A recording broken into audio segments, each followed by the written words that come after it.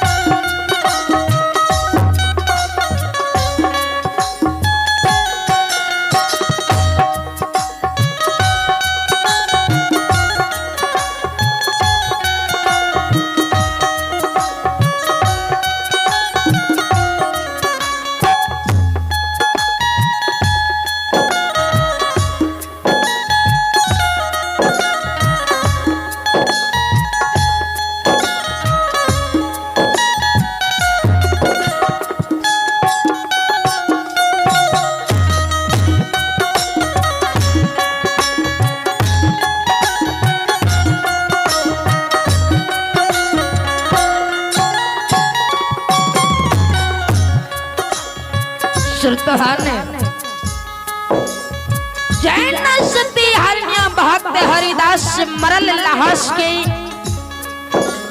मंस काटल चले धर्मराज बांतर ध्यान जैन निकले आवाज लगवे छे महावीर जी हे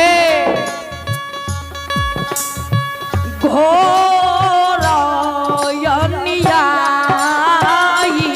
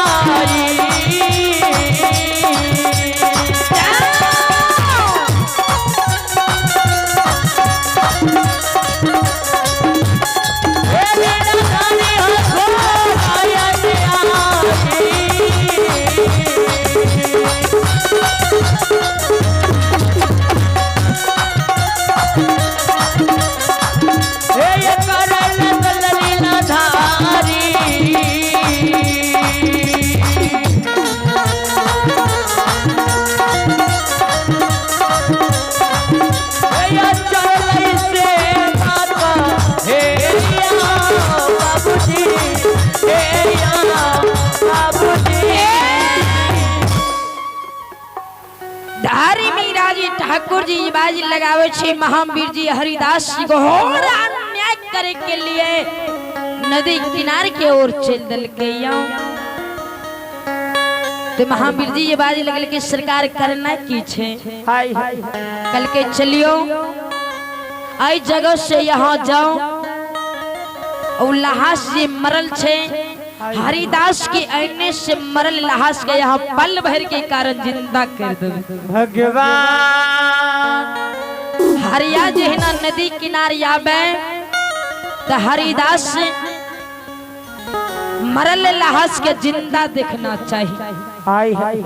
श्रोतागण ठाकुर जी की कृपा भगले जैना हरिदास नदी किनारे की ओर चले और उतने में महावीर जी आवे छे मरल लहास के पल भर के कारण जिंदा कर दे छे। हाय हाय जहिना जिंदा है छे लहास और इस समय में हरिदास जी छे से नदी किनारे की ओर में जीव गेले। हाय हाय मरल लहास के जिंदा देख के हरिदास से आवाज लगावे छे सती हरनिया। हाय हाय हाय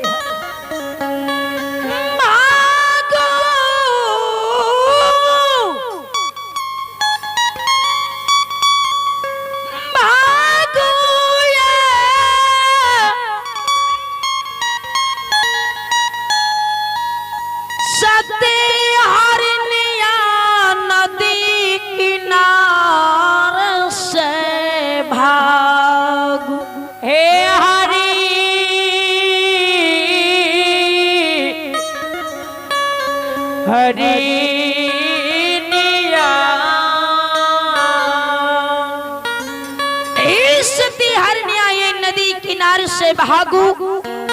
नदी में भूत आबि गेल छै। हाय हाय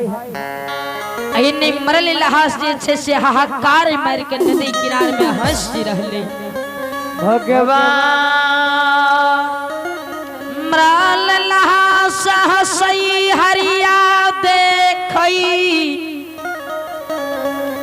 हंसल के देख हरिदास नदी किनार से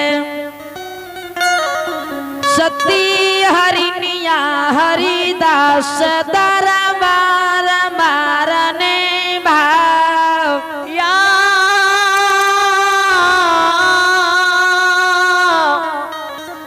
हे बाबूजी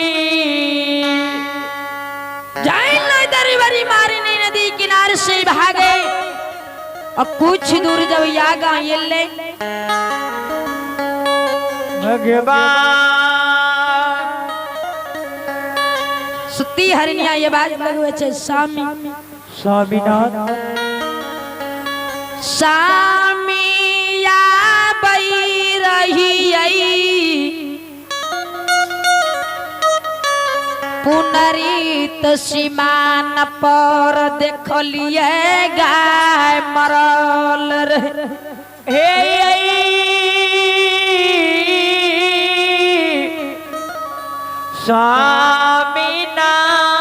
स्वामीनाथ स्वामी से नहीं चलो गाय के एगो रान काट लेबे विप्र भगवान के भोजन करा देबे। श्रोतागण जैना हरिदास सती हरनिया पुनरीत के सीमान की ओर मरल लहास के रान मरल गाय के रान काटे ले चले धर्मराज बाज लगल के महावीर जी। हाय हाय हरिदास के